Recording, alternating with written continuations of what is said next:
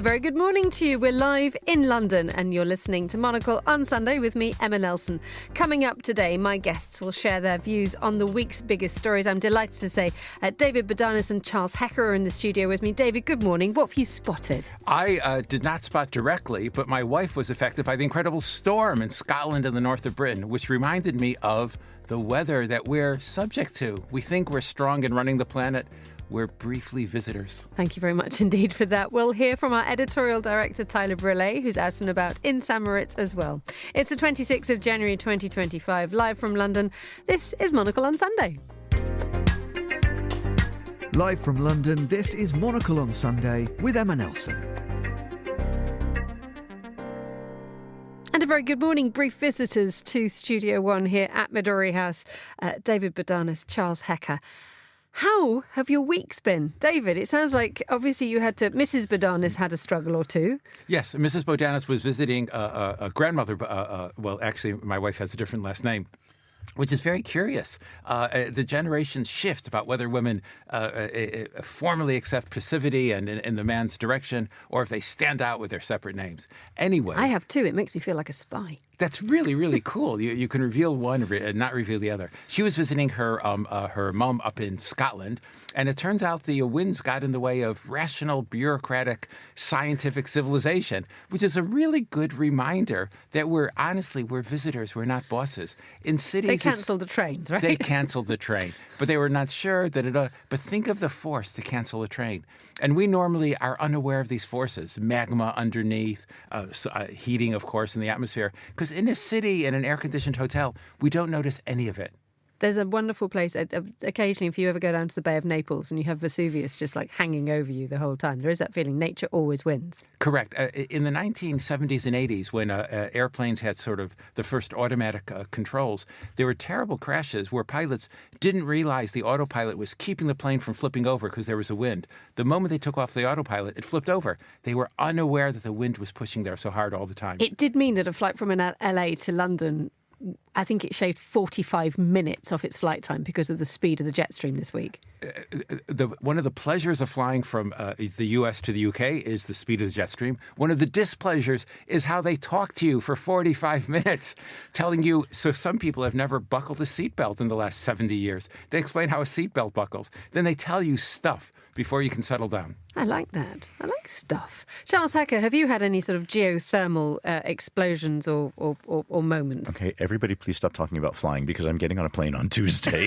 And it's for a fairly short trip. But let's hope for no geothermal disturbances as I got on a plane to go from London to Norway. Okay, wonderful. Norway is the answer to everything, isn't it? Norway is always the answer to everything. It's where do you want to live? Norway. Where do you want to work? Norway. Where do you want to go on holiday? Norway. Thank you. Let's not go to Norway. Let's go to Switzerland, which ranks up there. Tyler Brûlé is standing there. The last time you were in St Moritz, Tyler, you had your thermals on. What gives where you are this morning? Good morning to you.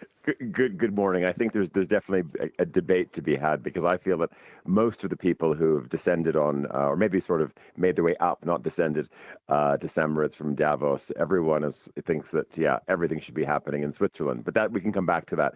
Emma, I just sent you a photo about 10 minutes ago. It is snowing like bananas here. And I can barely see the lake.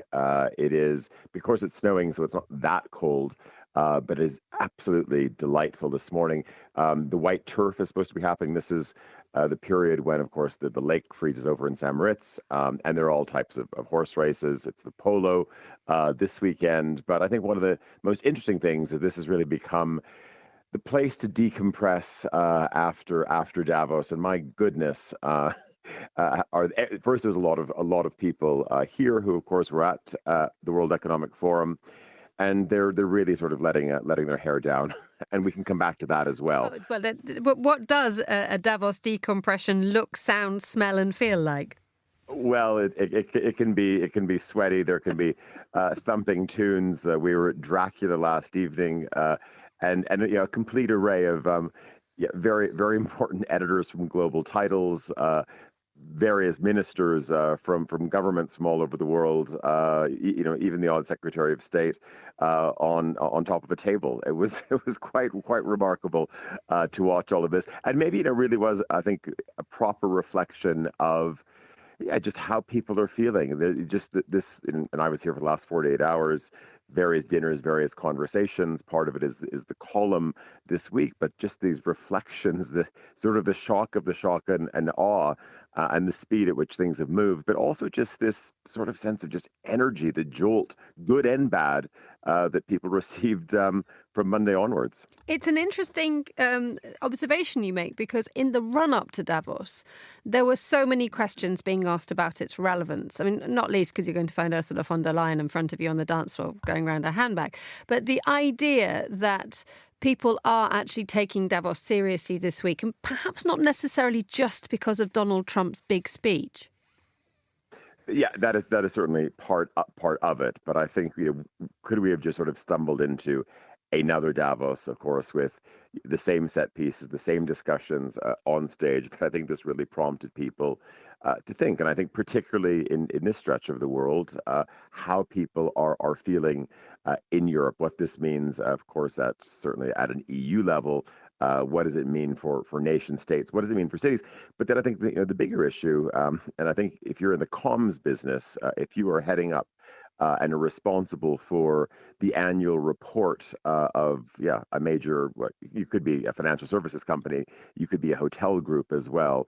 I think a lot of people are thinking, okay, when we talk about the year ahead, how much are we going to be sticking with our very determined approach to sustainability, for example? We think about our investments. Are these things going to change over the course of the next 3 months, the next 6 months, by the time we reach the end of the year, when we think what our competitors might be doing elsewhere in the world? So this idea of a completely shifting narrative, does everybody feel that they're going to be in step, in sync? Because obviously, the gauntlet has been thrown down, and this is going to force certainly countries, but I would even say more so corporations, to behave differently. And they're going to have to work more quickly, aren't they? Because whatever Donald Trump says, it has been said at speed with tremendous determination. Yeah, this idea of action, and maybe this is not just a sort of think about people in HR departments and certainly people running comms as well. But goodness, I'm quite sure. I was sitting in Paris this week with one of the major financial services groups, and you could just tell there was this gentleman that he was really sort of working through all he'd sort of heard 24 hours earlier, and it was just, you could almost sort of see the thought bubble above his head, going, okay, I'm thinking about my French work week. I'm thinking about my Easter holiday. I'm thinking about sort of this wonderful pace of life that I've had as a French employee of a big corporation. And I'm going to really have to get down to it now. I don't wish to throw Charles Hackett under the bus, but I know that you have points to make about Norway, don't you, Tyler? Yes. Well, this is just what happens when you walk into a Swiss rail car and you meet some Norwegians who've had a couple of drinks already, and one of them has been in Davos. The other one didn't really want to go because he doesn't believe in it and thinks that any Norwegian that goes is either wasting state money or wasting the funds of their corporation. And it was a curious conversation. One gentleman, of course, involved in the energy business, someone else involved in the tech space, and not, I think of course it was a Friday afternoon. I think they were feeling rather excited about going skiing in clusters, but there was also the sense of reflection that it was Norway, with of course it's all of its wealth, has it also created a nation as well where not that people are constantly sick, but that was a little bit of a theme that Norwegians like to take a day off or two because they're not feeling particularly well. But the idea of just having this massive cushion, does it make the country a place that you want to launch a business, sustain a business? And they threw down just some interesting facts talking about how many Norwegian companies, if we would look back over the last 2 decades, we're in the top 20 in Europe, and I think that number was whatever 5 or 6. They said that number is just a bit shaky at just 2 companies that could be in the top of the league table. So it was just and I think there's I'm not going to say it's wound licking, Emma, but I think this feeling that where are we in the world, and are we as Europeans fit for this next round? What's your take on that one, Chuck? First of all, Emma, you're very welcome to throw me under the bus, but it has to be under the 149 or the 55, which are my 2 favorite London buses. And any other bus, I might have a disagreement with you. I had the great pleasure and excitement of once being in Norway during the Winter Olympics, and this is Norway's moment. And the energy and the atmosphere and the excitement and the national pride surrounding Norway's sort of hourly gold medals while they were sort of skiing down the slopes faster than everybody else made me think that it's actually quite a very healthy country. It's a very robust place. This is a country that has overwhelmingly embraced the outdoors. And there may be a little bit of calling in sick, but I wonder if it's not actually hiding hangovers, because Norwegians do enjoy all aspects of life, including the evening sort of clinking of glasses now and then. But are Norwegians, Tyler, having too much fun to do business? They're too busy sort of doing that, looking at their slaloms and their marvellous glasses full of something deadly.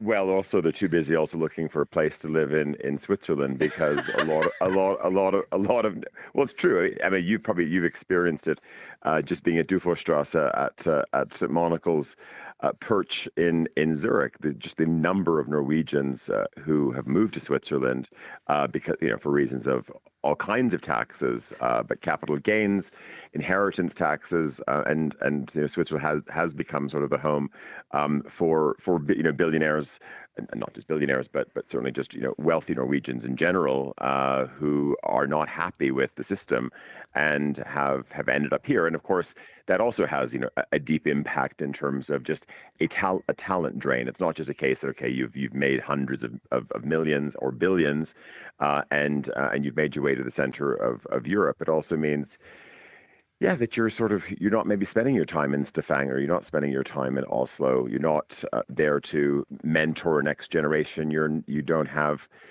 much sort of daily skin in the game. Still Norwegian, still probably, of course, flying the flag and not rooting for Switzerland during the giant slalom, but also not really present as well. And you've been forced to flee, or of course you could stick around and pay the taxes, but I don't think a lot of people want to do that. So.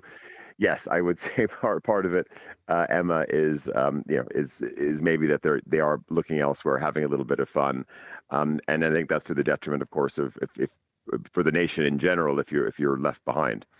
Just looking ahead to the way that Europe takes its direction, I heard a very clever person say something about how Europe is suffering a little bit earlier this week. The idea that where America is now kind of like a Starbucks, which is steaming ahead, Europe still is, and the European Union is still sort of sitting around drinking elegant cups of coffee with tiny glasses of water next to them and still thinking about what they're going to do.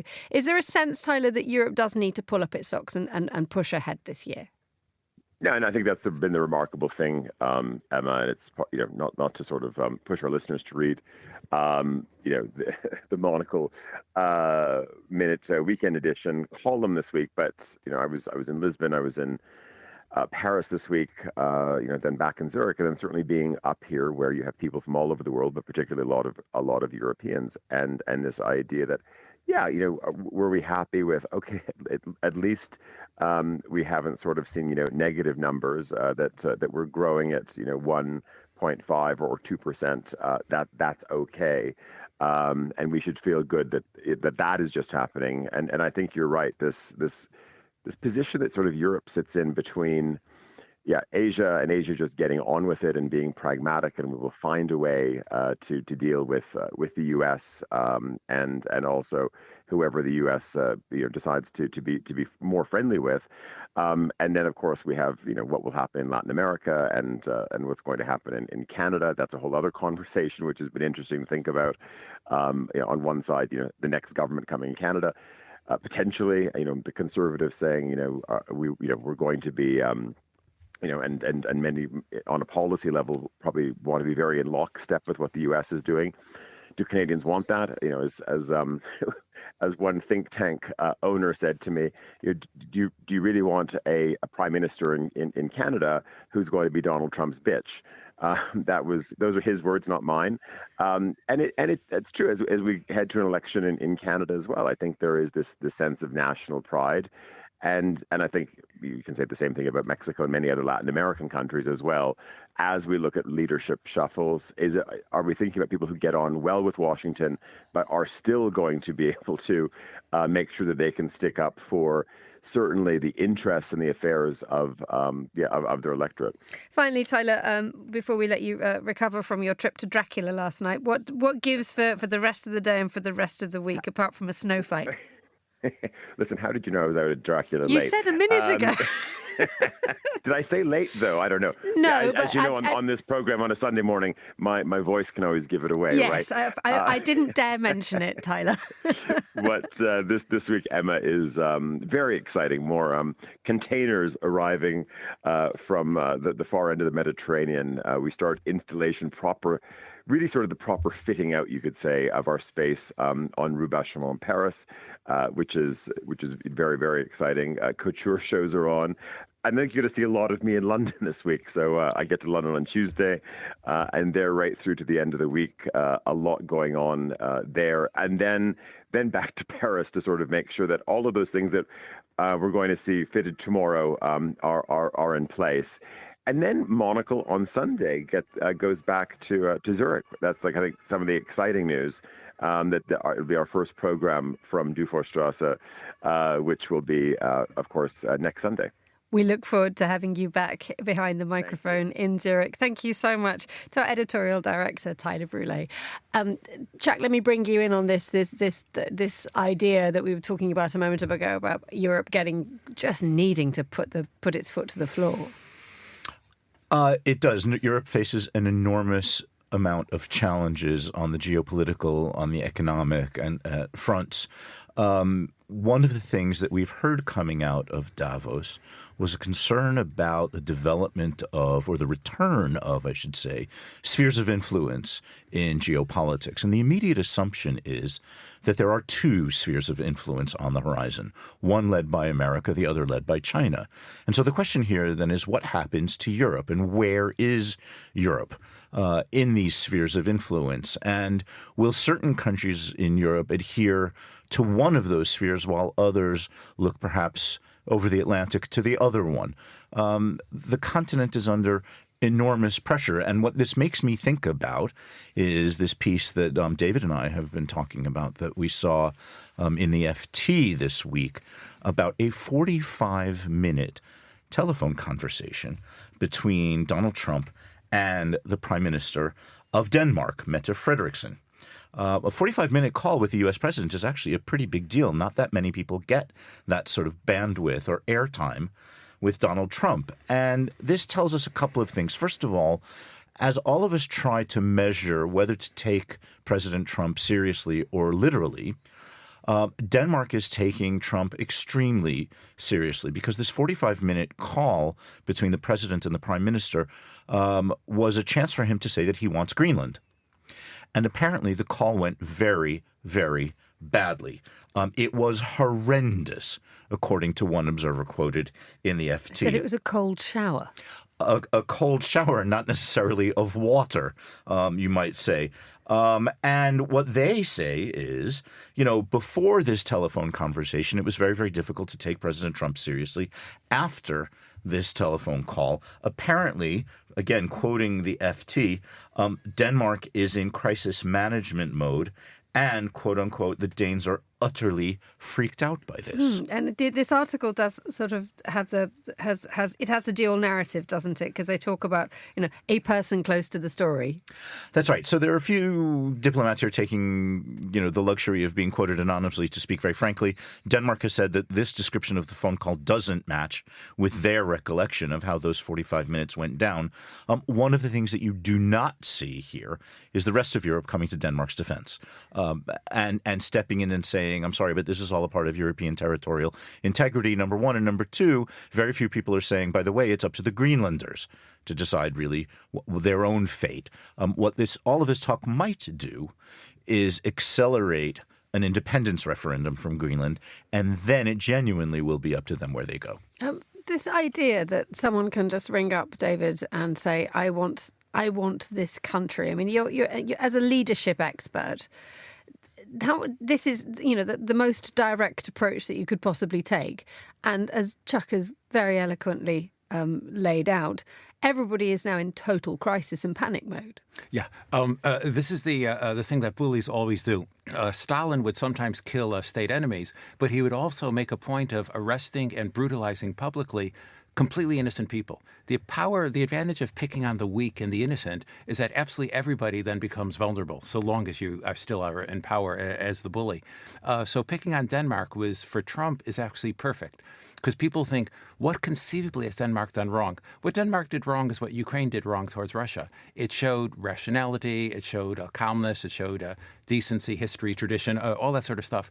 For someone like Trump, that's appalling. So if you look in a high school where there's bullying, there's usually a thuggish kid bullying somebody else, and look where most other people stand. Even if they don't like it, they tend not to stand by the kid who's being bullied. They walk over and they stand, or they're innocuous, but they keep on the safe side of the bully, especially if he's picked on somebody weak. It's like, wow, he's winning.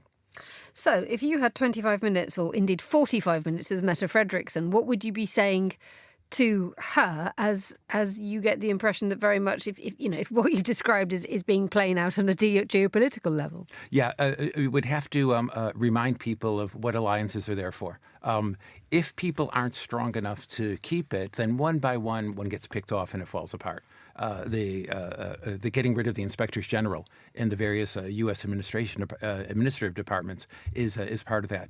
If there is a strong cohesion, then it's kind of harder to be attacked individually. But people are understandably terrified. Everybody says, if my country goes a little bit first, I'll be noticed.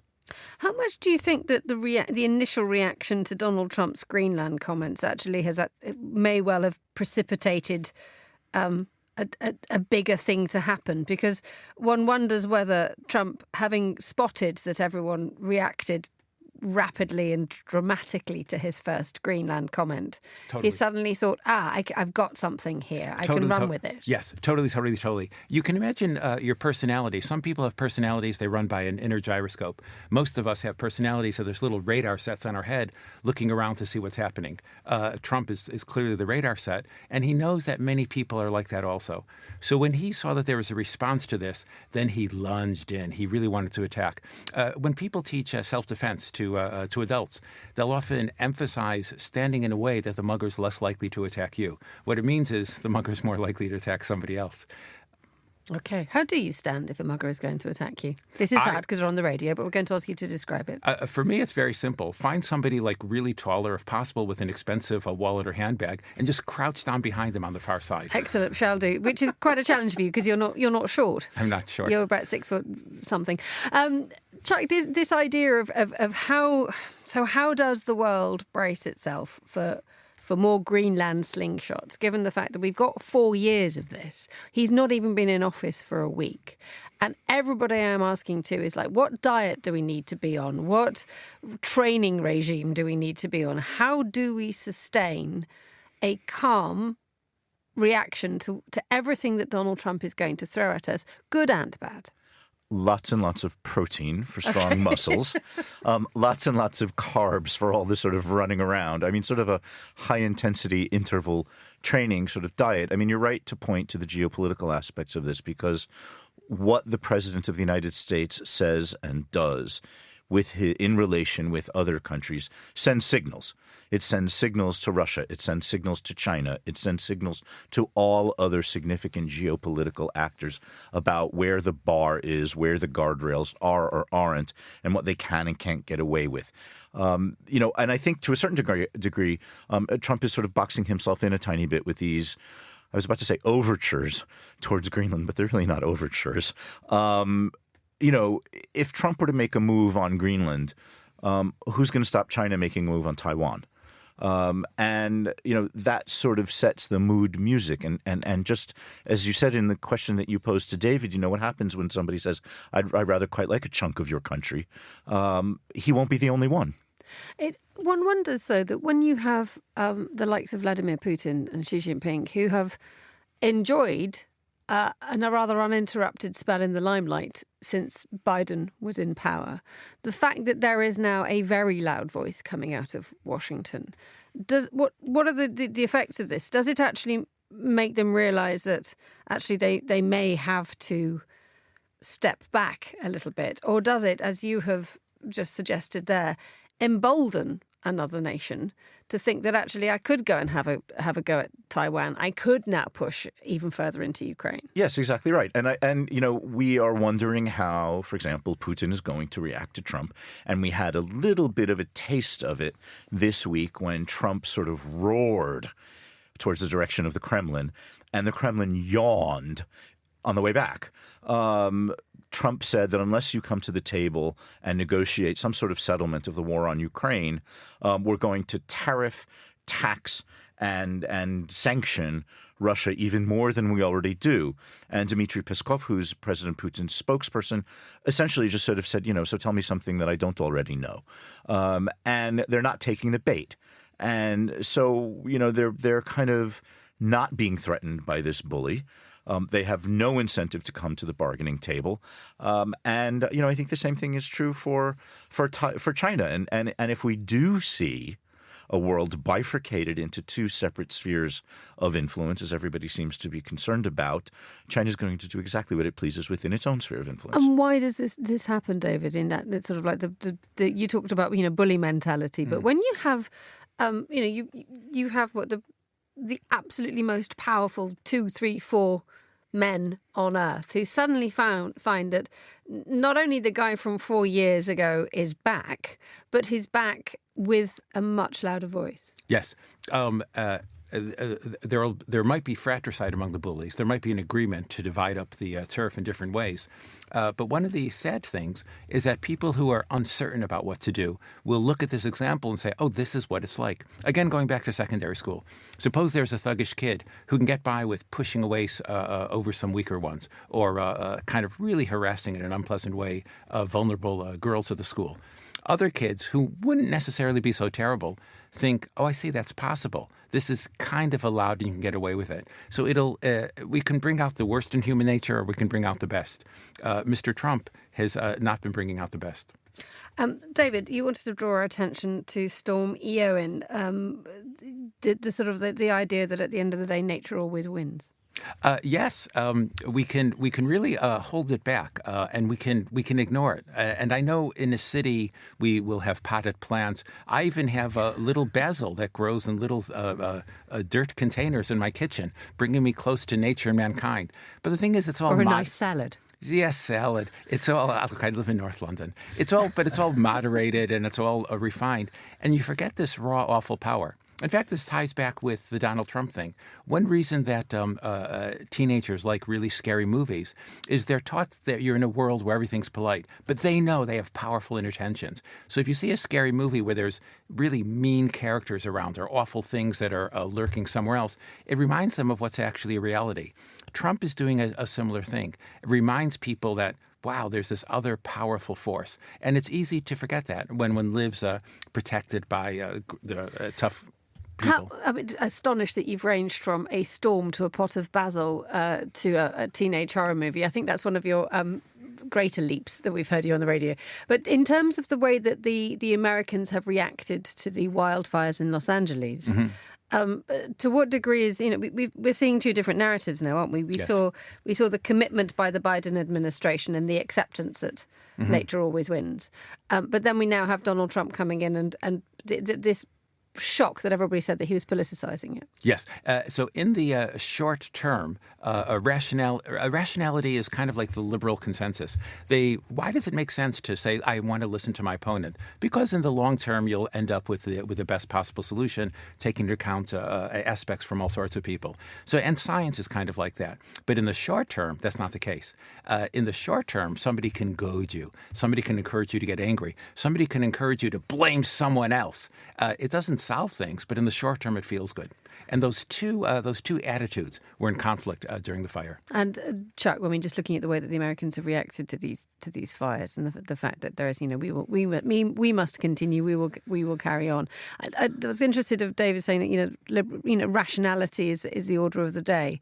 I don't know whether we could sort of raise a sort of small question mark over it, not just over the fires, but over the way that the world is going. Oh, sorry, I meant to say that Trump and Trump's attitudes are the opposite of that. Right. So the long-term solutions are dealing with global warming and proper funding and stuff like that. The Biden sort of approach, that's beautiful and rational. It's not worked, though.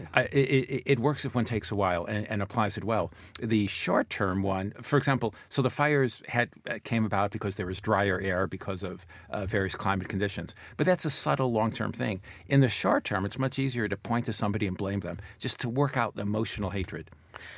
Chuck? One of the things that impressed me most about all of the coverage that I've been reading about the Los Angeles fires are the decisions about when and where and how to rebuild. And when you talk about sort of rationality or irrationality, I've been moved by the number of people putting it sort of broadly, who want to rebuild exactly where they were in the first place. And I find that emotionally quite compelling, and I find that an expression of real bravery and an attempt to sort of triumph over nature and to try to undo what nature has done. California has, however, built quite knowingly and granted building permits, has developed areas that lay in fire paths, in parts of nature and parts of the state that are particularly prone to fire. And while I admire the sort of the pioneering spirit of rebuilding, I would like California and its residents to try to sort of bear in mind that there might be safer places to rebuild your house. Well, that said, there are several examples in history where there has been a determination to rebuild as was. I think it was Warsaw, rebuilt entirely as was, based on images, 17th, 18th century pictures of maps and images of the city. And then just look what happened at Notre Dame. There was like, what can we do that's new, what's different? And everyone said, we just want it as it was. You're right. And as you were speaking, I was even thinking about the people who have been returning to Fukushima. And perhaps there is something about the human spirit to sort of reconquer and to sort of replant your national or your personal flag over scenes of destruction as a symbolic measure of returning and rebuilding and regrowth. I'm going to try to resist the Phoenix analogy here, having just said it. But okay. So this is an expression of the human spirit, and you're right. Warsaw recovered from man-made destruction, recovering from natural destruction. Yeah. Okay, let's give it a go. David, why do we do this? Why do we wish to build back exactly as we were? And how wise is it? I mean, would you advise Los Angeles to go and rebuild exactly in its own previous image in the path of a wildfire? As we were saying, there's a strong emotional desire. You promise your children, you promise yourself, you promise the memories that have been there to make it just the way it was. I was incredibly touched with what you were describing about Warsaw. That was really one of the terrific things of the Polish spirit, tough, good people. With Los Angeles, it's different. One of the reasons it's different is it's easy for me from afar to say, look, this is illogical. I spent many years living in the in the foothills of the Alps in France, where fire would shoot up valleys and stuff. And there's similar discussions happened there about attractive houses. If I have a house on the edge of Los Angeles and decide to move, the house, where do I get the money? Because the value of my property is quite low. And especially if I say that, look, the location of the land isn't worth much. So there's these terrific short-term incentives not to do it, along with the emotional desire to be there. This is where one needs, again, that slow motion, a larger political assessment. Occasionally, people will do it. There's been times when a whole area has been, say, economically disempowered, and so people will move somewhere else. And the distinction that was made between a political rebuilding and a geographic problem. So some geographic problems, things are actually changing. There's And if you were a city leader, what would you be doing in Los Angeles now? And Governor of California, Gavin Newsom, trying to navigate this in a Trump climate as well, where there's going to be sort of political blockages with this. This is really hard. We often think of, because Los Angeles has a large population and Hollywood and stuff, we think of it as being like London or New York or Paris or whatever. It's not. It's an assemblage of lots of other things, little parts, which are sort of self-contained. There isn't really a person who can stand up and say, I'm the mayor of Los Angeles. So each individual group has an incentive to say, look, this is only a small part of it. Let me go ahead. It's kind of hard to centralize. When Los Angeles does get centralized, they often overdo it.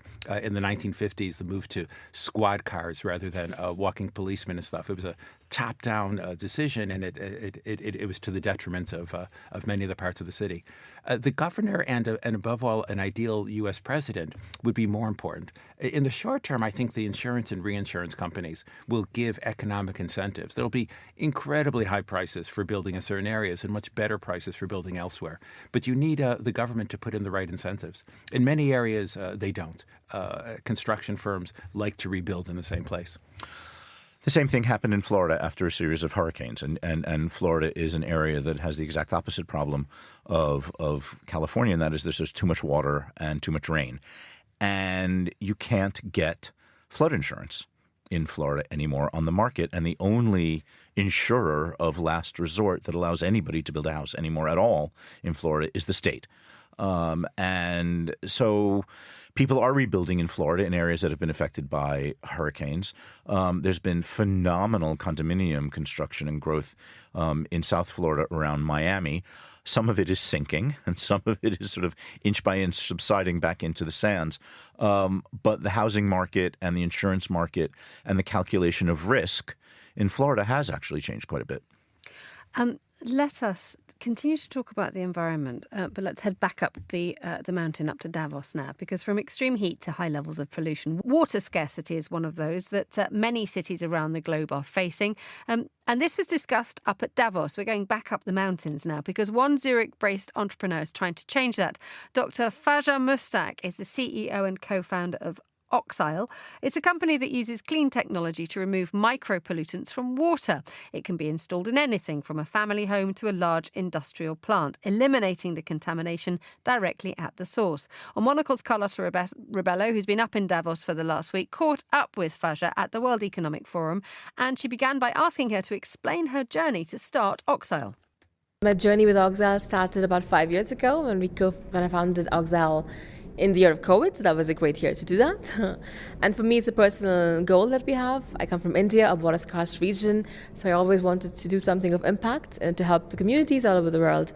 And then as part of my doctoral thesis, I developed a technology that was the starting point of Oxyle then. So it's a personal mission, but it also kind of worked out professionally as well, so it just came around. This is a Zurich-based company, right? You are based here in Switzerland.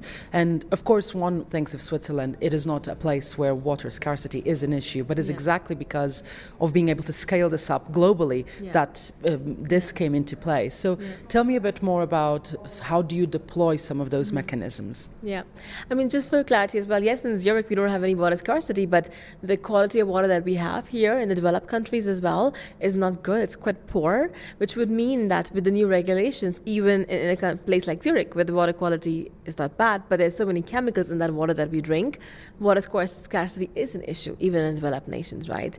So I think we'll see this more and more happening all over the world. And when it comes to deploying this, I think it's our technology is a modular containerized solution, right? So we can help a large industrial customer by doing a plug-and-play system on their industrial side for water treatment, but we can also help, let's say, a household complex, with a family of 5 by installing a small decentralized system, which they just plug, the wastewater goes in from the household, we treat it and inject clean water back into the environment, which can be discharged freely, or it can be also reused and recycled for watering the plants, for example, or washing the cars. So it's all about recyclability, but also reuse the water and making sure whatever is going out is of good quality. And of course, we're talking here today, we were just in a session about cities, and we're speaking with this prism of urbanism. And access to water really can unlock a lot of other things in cities. So not having access to water prevents a lot of other development and innovation of happening. Talk to me a bit about that and the potential that water has to increase urban innovation. Yeah, absolutely. I mean, we rely on water every single day, and if you live in a water-scarce region, you can't build cities. People don't want to live there, and they do have a very hard time living there. Like I come up from a water-scarce region of New Delhi. That's where I grew up, so I know exactly what it means to be a city of 30, 40 million people and not have water in the months of summer. It is really difficult, and you do need to ration water. You need to think: do you take a shower or do you water your plants? Like, these are discussions you will have actively every day, right? So now, if you could start reusing water, recycling water, improve the quality of water that you have, you allow people to not think about water and allow them to do other things, live a more productive and useful life, right?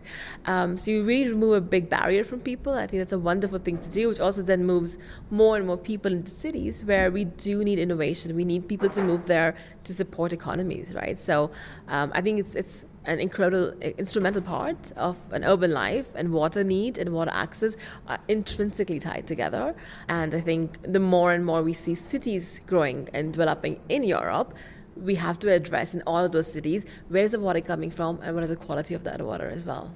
And tell me, in order for the oxyle technology to be deployed, who are you looking to partner with? Are you kind of private citizen that is interested in, as you were saying, the example of a household to have the technology there approach you? Are you looking to collaborate with municipalities? What's the ideal way of helping address this issue? Yeah.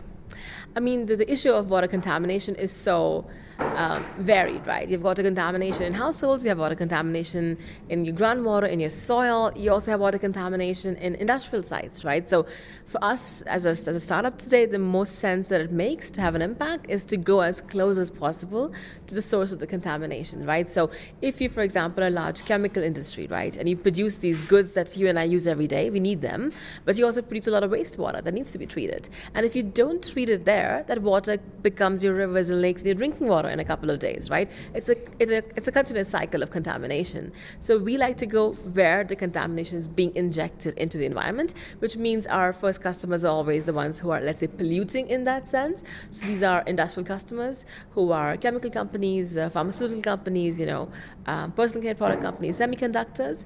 And our goal is to then move down the value chain as the time comes as well, like empowering, as I said, household complexes, individual people as well, and not just the industrial players. So as we grow, our focus also goes more downstream of water, but today it is focused on whoever is polluting the most. We need to stop it from going downstream to have the most impact in the fastest way. That was Dr. Fajra Mushtaq of Oxyle there, talking to Carlotta Rebello there up at Davos. You're listening to Monocle on Sunday. Charles Hecker and David Bodanis are sitting around the table with me at 9:42 a.m. Gents, we've got 18 minutes to go through the rest of all the world news. Where would you like to start? David, you're up next. You were talking about podcasts. Yes. So there's podcasts have become really, really big. I have problems with podcasts because you have to listen. Be careful. This becomes a podcast after it's been live radio. I have problems with other podcasts. Okay, thank you. Do you notice how quickly there's an American senator from my state of Illinois who said it's important to stand by your principles. And one of my principles is flexibility. Excellent. Fantastic. So podcasts have really taken off, even though you can't fast forward through them and you take time for them. And there's a bunch of reasons. There's some people put on a podcast when they wake up, and they'll keep it going in an earpiece all through the day, just for a comforting noise. Certain radio stations have been known to been turned on like that for comfort.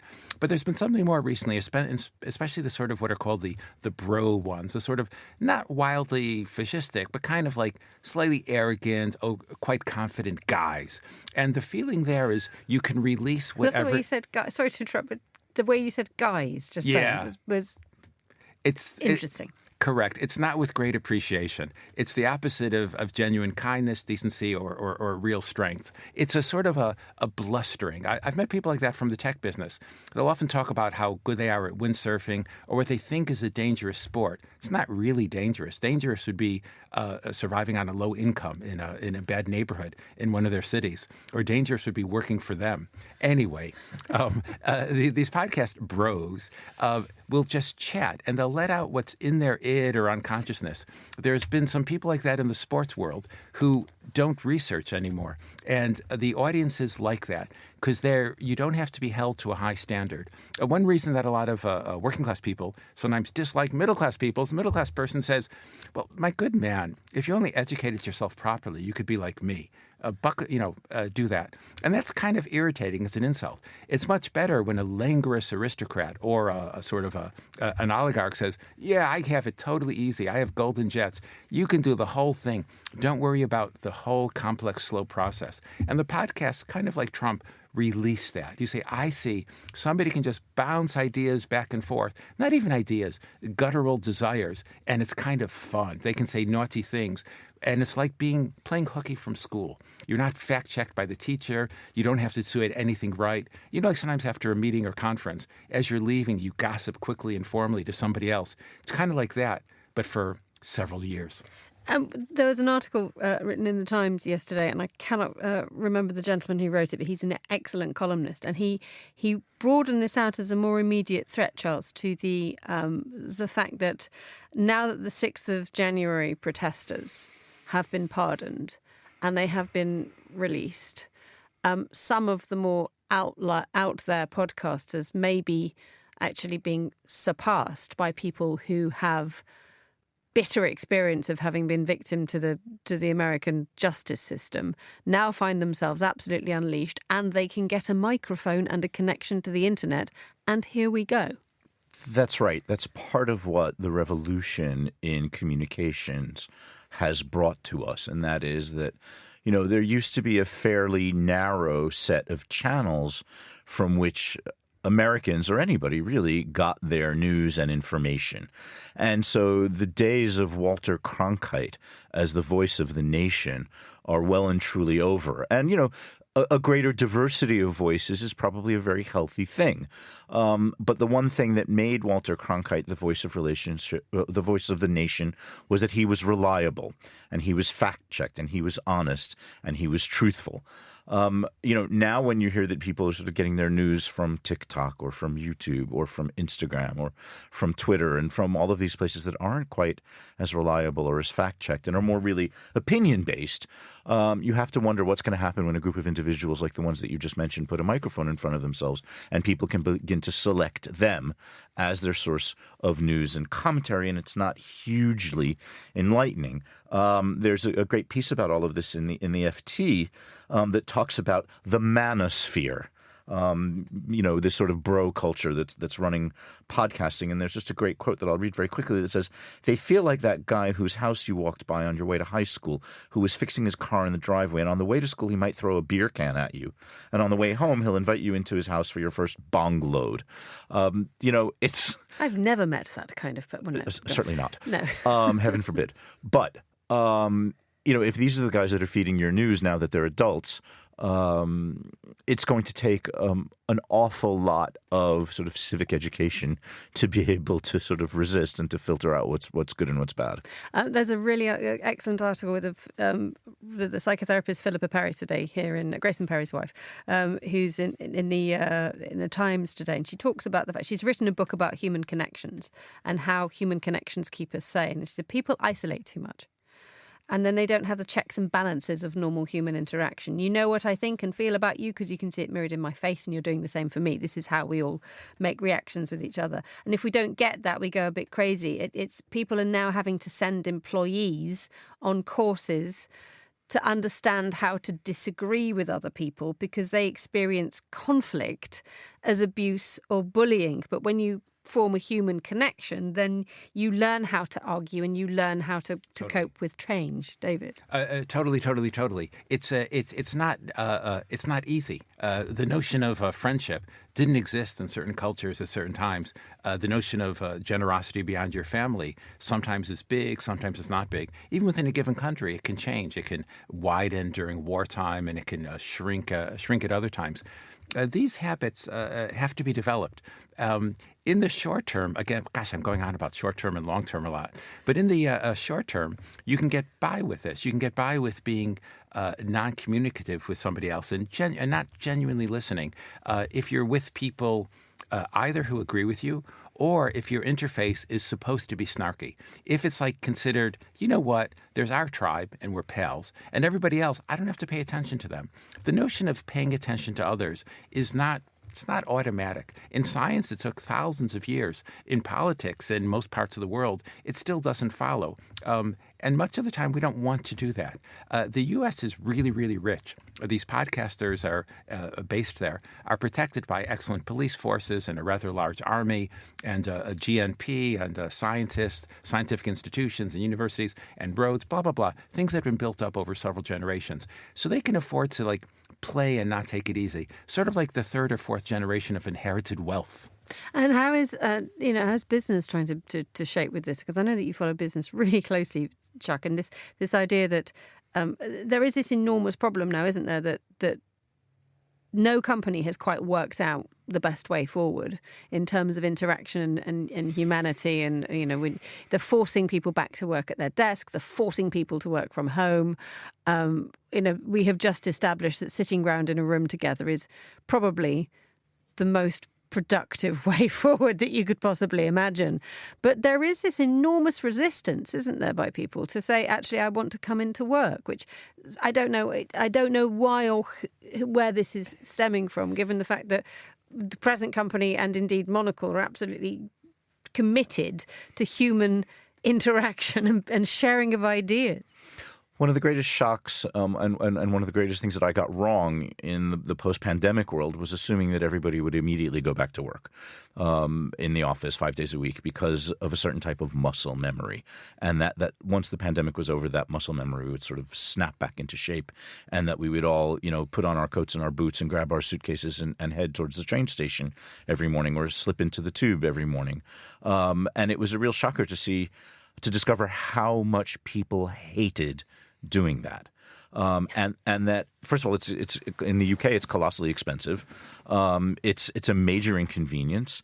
You're either standing or you're squished sitting, sometimes for periods up to an hour and a half, in some cases even longer than that. But and we've sacrificed quite a lot. Some people believe that we've sacrificed productivity. Some people believe that we've sacrificed a sense of community. Some people believe that we've sacrificed basic human contact for the sake of kind of sitting in our PJs and slippers behind our laptop and sitting and looking at Teams all day long on conference calls. It does feel like a sacrifice, doesn't it? I mean, it's the idea that the person you're having a conversation with is in the back room of their house picking their toes. It doesn't really sort of inspire professionalism, does it, David? It really doesn't, and it's cozy and easy. If I go into an office, it might be a little bit unclear what's going to happen.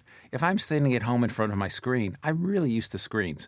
And also think of it as a model for other people. Kids will sometimes come home and hang out on their screens. And I totally understand that. I know what it's like to be a shy teenager, having been an expert shy teenager myself. And to have that safe little environment, especially an environment where you can control the output. Think of the ease of sending something by text rather than by a phone conversation. We have to model it. Now, the thing is, our offices, the 9 to 5 days a week, that was created at a certain time. Before telephones and commuting, we didn't have offices like that. Many people lived over the shop, or the shop was the farm, or it was a workhouse.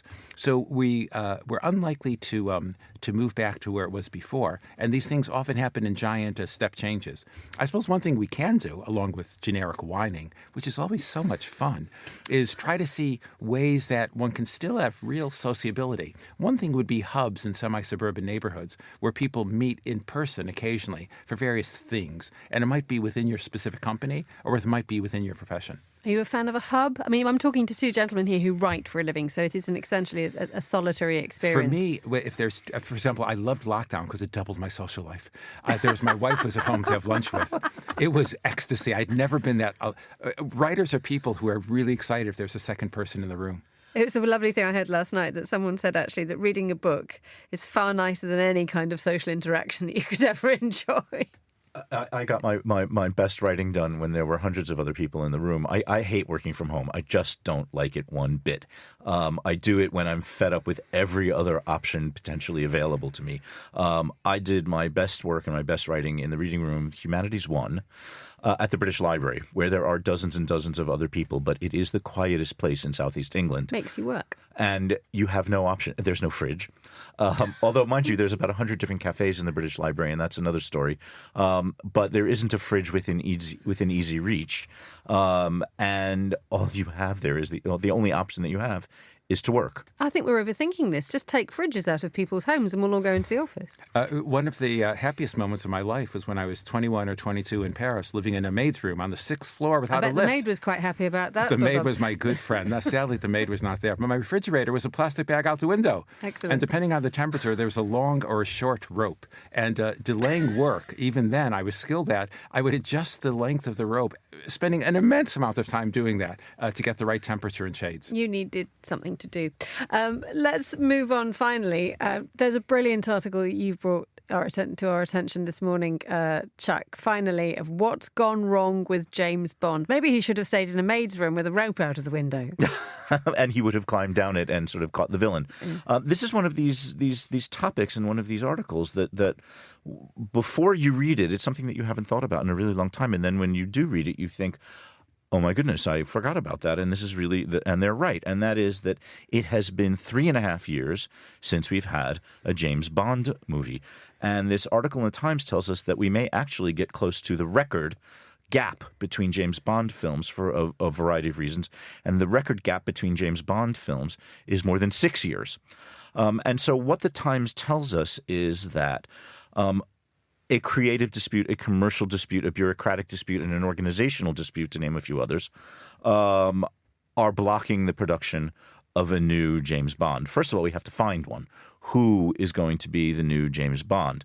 And then we have to decide what sort of platform this film is going to come out on. Will it be in cinemas? Will it be on Netflix?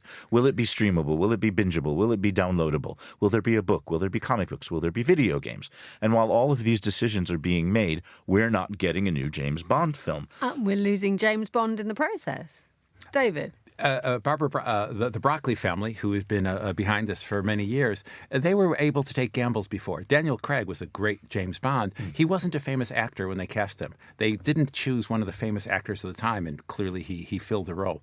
So they're having a problem now. There's been leaks from their side. One is that the big streaming companies want a famous actor. The other one is the streaming companies say, look, we have data. We know exactly when people turn away from films and turn in. So you need a scene near the beginning where you're on a cliffside by a beautiful locale with blue water. There has to be a surprise, somebody coming in, possibly with a stone wall, and you need a fight. Ending up, a car has to spin around, ideally more than 270 degrees. How hard is that to do when you're in the business of James Bond? It turns out when the James Bond films are mediocre, people stand in front of dials and they don't know what's going on. When the James Bond films works, the directors always say, and actors like Daniel Craig, they have to get into it and have it feel and flow along. So the few that really worked, you have to take it seriously while you're inside.